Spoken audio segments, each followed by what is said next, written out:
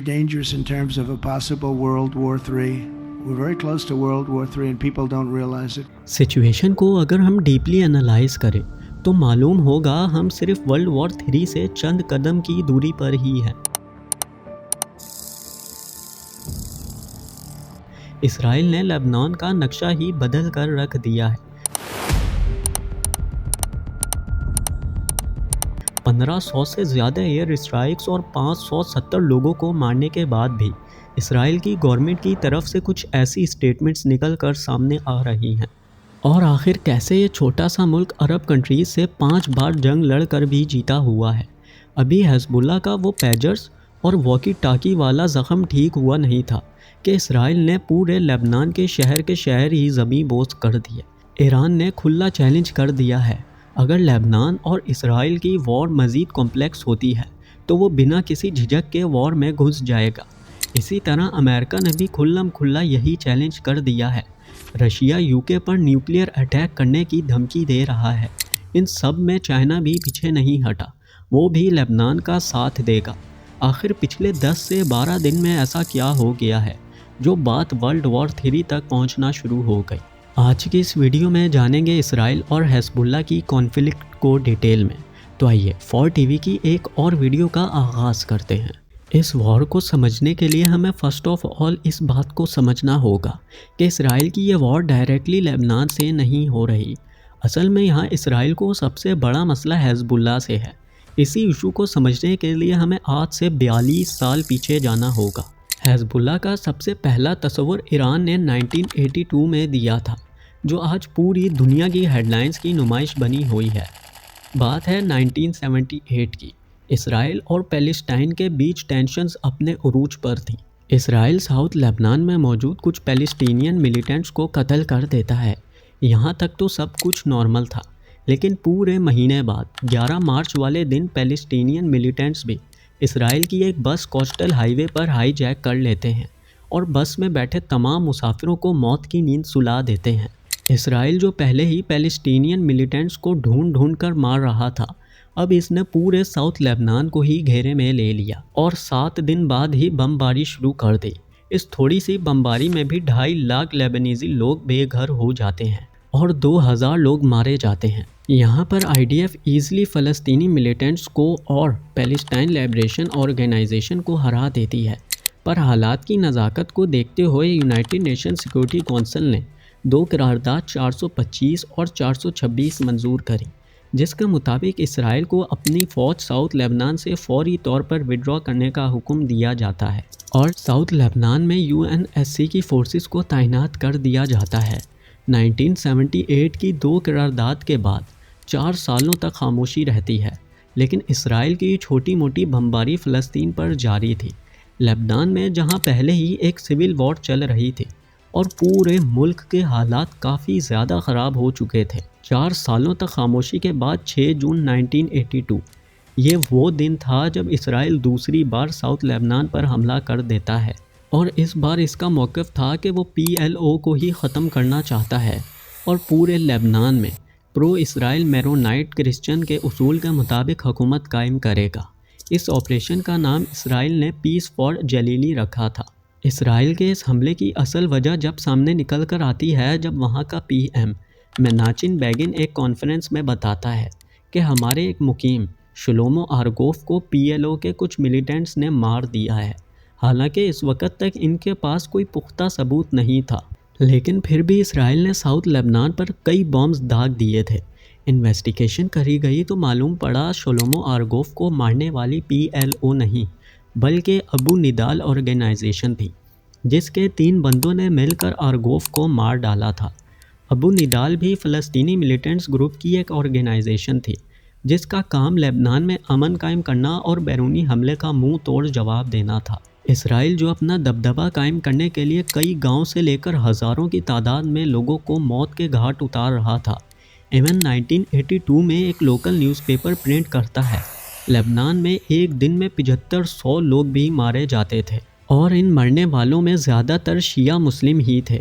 इस वॉर में जो बाय चांस बच भी रहे थे, इनमें से किसी की लात काटी जा रही थी तो किसी का हाथ, क्योंकि वो इंजर्ड ही इतनी बुरी तरीके से हो रहे थे। इनके पास इस डिसीजन के अलावा कोई ऑप्शन बचता ही नहीं था। और इसी साल यानी कि 1982 से शुरुआत होती है हिज़्बुल्लाह की। बिल्कुल, लेबनान में जहां पहले ही सिविल वॉर चल रही थी, लेबनान इस काबिल ही नहीं था कि इसराइल का मुंह तोड़ जवाब दे सके। तभी मैदान में आता है ईरान, जो इस पॉलिटिकल पार्टी को एक लीडर से लेकर 1500 गार्ड्स भी खुद देता है।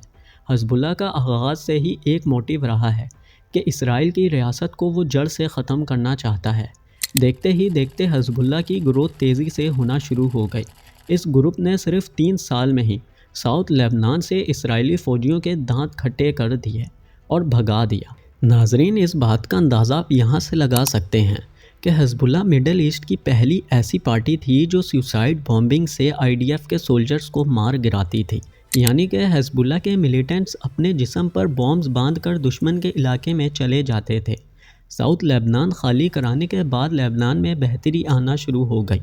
1990 तक लेबनीज सिविल वॉर भी ख़त्म हो गई और 1992 के इलेक्शंस में हिज़्बुल्लाह की पॉलिटिकल पार्टी पार्लियामेंट की 12 सीट्स जीत जाती है। साल के आखिर तक हिज़्बुल्लाह ने लेबनान के ईसाइयों से बातचीत करना शुरू कर दी। हिज़्बुल्लाह का असल मकसद लेबनान में हर किसी को इसकी सकाफ़ती, सियासी और मजहबी आज़ादी देना था। लेकिन यहाँ हिज़्बुल्लाह ने अपने दुश्मनों को भी नहीं भूला था। हिज़्बुल्लाह ने कई लेबनीज़ी ब्रिगेड्स भी तश्कील दिए जो हर वक्त इसराइल पर नज़र रखते। बदकिस्मती से इसी साल हिज़्बुल्लाह के फर्स्ट लीडर अब्बास अल मुसावी एक हेलीकॉप्टर गन शॉट में मारे जाते हैं। इस कत्ल का बदला लेने के लिए हिज़्बुल्लाह भी इसराइल पर हमला कर देता है और एक बार फिर इन दोनों के बीच वॉर छिड़ जाती है जो 7 दिन तक चलती है। इस जंग में भी 500 लेबनीज़ ज़ख्मी और 150 से ज़्यादा मारे जाते हैं। 2006 में एक बार फिर दोनों में मामला गर्म हो जाता है। इस बार हिज़्बुल्लाह ने अब्बास अल मुसावी का बदला भी ले लिया था। बिल्कुल, हिज़्बुल्लाह ने इसराइल के 3 सोल्जर्स को उठा लिया और मुतालबा करने लगे कि लेबनीज़ के 5 कैदियों को छोड़ दिया जाए। 2 साल के बाद इसराइल और हिज़्बुल्लाह दोनों ही डेड बॉडीज़ एक्सचेंज करते हैं। यहाँ पर आपको बताता चलूँ कि 1982 से 2024 यानी कि आज तक इन दोनों के 1,20,000 मासूम लोग मारे जा चुके हैं। ये तो थी इस वॉर की हिस्ट्री। अब नज़र डाल लेते हैं कि आखिर पिछले 10 से 12 दिनों में ऐसा क्या हो गया है जो बात वर्ल्ड वॉर 3 तक पहुँच गई। इसकी शुरुआत होती है आज से 1 साल पहले। 7 अक्टूबर को हमास इसराइल पर सरप्राइज़ अटैक कर देता है। इसराइली मीडिया के मुताबिक इनके इस हमले में 250 लोग मारे जाते हैं और 500 ज़ख्मी हो जाते हैं। जवाबी कार्रवाई में इसराइल भी हमास के 232 लोगों को मार गिराता है और शुरू हो जाती है इसराइल हमास वॉर।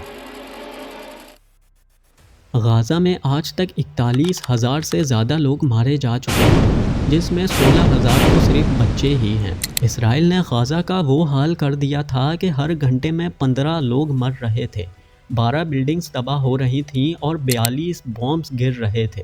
इसराइल की इसी बर्बरियत को देखते हुए हिज़्बुल्लाह भी इस जंग में हिस्सा ले लेता है और वो भी इसराइल की नॉर्दर्न साइड पर एयर स्ट्राइक करना शुरू कर देता है। 60,000 ऐसे लोग इसराइल में आज भी मौजूद हैं जो अभी तक अपने घर ही नहीं गए। 97,000 लेबनान में और 1,20,000 से ज़्यादा गाज़ा में। हिज़्बुल्लाह का कहना है वो अपने अटैक्स जब तक नहीं रोकेगा, जब तक इसराइल गाज़ा में बमबारी नहीं रोकेगा या अपनी फ़ौज वहाँ से विड्रॉ नहीं करेगा। नॉर्दर्न इसराइल पर हमलों की वजह से इसराइल ने भी एक एक करके हिज़्बुल्लाह के कमांडर्स को मारना शुरू कर दिया, जिसमें हमास के लीडर इस्माइल हानिया भी शामिल थे।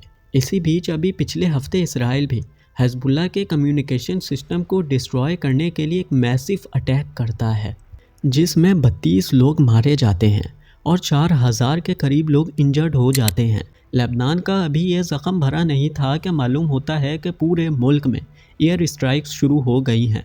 इसराइल ने चंद घंटों में ही 1500 के लगभग एयर स्ट्राइक करके 700 लोगों को मार गिराया, जिसमें 94 औरतें और 50 बच्चे भी शामिल थे। ये बात लिटरली आपको भी शॉक कर देगी, जहां पूरी दुनिया के ममालिक चाहते हैं कि इसराइल और हिज़्बुल्लाह के दरमियान कम से कम 21 दिन का सीज़ फायर हो, यानी कि 21 दिन तक जंग रुकवाई जाए ताकि बॉर्डर नेगोशिएशन करी जाए, मसले को बैठकर सॉर्ट आउट किया जाए। पूरी दुनिया ये चाहती है, पर वहीं नेतन्याहू ने यूएन सिक्योरिटी काउंसिल की स्पीच में ये बोला। And will continue degrading Hezbollah until all our objectives are met. अफसोसनाक खबर यह है कि इस स्पीच के बाद ही हिजबुल्लाह के लीडर हसन नसरुल्लाह एक एयर स्ट्राइक में मारे जाते हैं। यानी कि इसराइल को किसी का डर नहीं है, इसके दिल में जो आ रहा है वो कर रहा है, इसको कोई रोकने या पूछने वाला भी नहीं है। यहाँ पर मैं आपको एक फैक्ट और बताता चलूँ, ईरान हिजबुल्लाह को एनुअली $700 मिलियन की फंडिंग भी करता है। इन सब से बचने के लिए रशिया के प्रेसिडेंट व्लादिमीर पुतिन ने वेस्ट में न्यूक्लियर वेपन यूज़ करने की धमकी दे दी है। दूसरी तरफ चाइना भी लेबनान को सपोर्ट कर रहा है। चाइना और यूएसए की टेंशन्स अगर हाई हुई तो पूरी दुनिया इसमें रगड़ी जाएगी। अब ज़रा आप इन मासूम से बच्चों की डेड बॉडीज़ देखें, आखिर क्या बिगाड़ा है इन्होंने, भले ये इसराइल के हों, लेबनान के हों या फिर गाज़ा के ही क्यों ना हों, आखिर ये बेकसूर आज क्यों मर रहे हैं। मेरी राय आखिर में यही होगी कि इस मसले को जितनी जल्दी हो सके सुलझा लिया जाए, वरना फिर कहीं देर ना हो जाए। उम्मीद करते हैं कि वीडियो को लाइक और चैनल को सब्सक्राइब आपने कर दिया होगा। मैं मिलूँगा 4 TV की अगली शानदार वीडियो में। अल्लाह हाफिज़। यहाँ पर IDF ईज़िली फ़लस्तीनी मिलिटेंट्स को